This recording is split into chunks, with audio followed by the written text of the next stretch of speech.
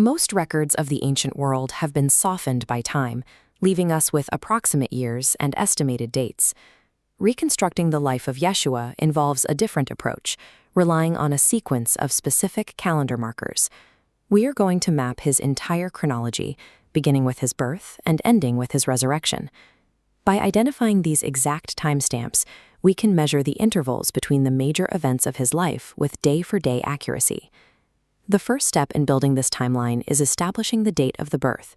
This anchor point is the 17th day of the third month, roughly June, in the year 2 BC. To test the validity of this date, we have to calculate the distance from this initial pin to the milestones that follow. This specific day in 2 BC provides the fixed base for the rest of the chronological bridge.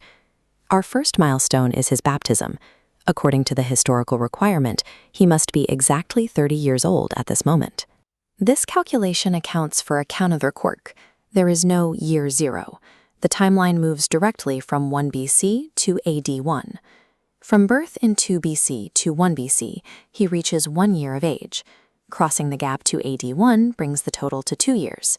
We then track 28 years into AD 29.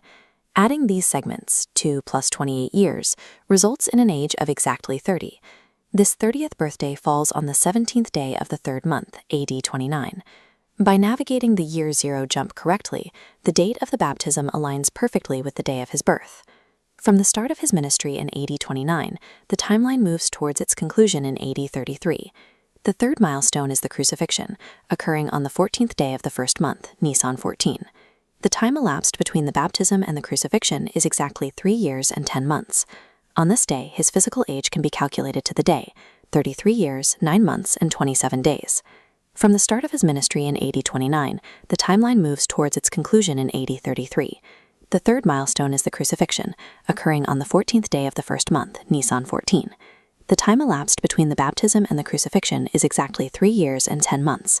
On this day, his physical age can be calculated to the day, 33 years, 9 months, and 27 days. This degree of precision ensures that these major life events fit within a consistent, measurable window of time.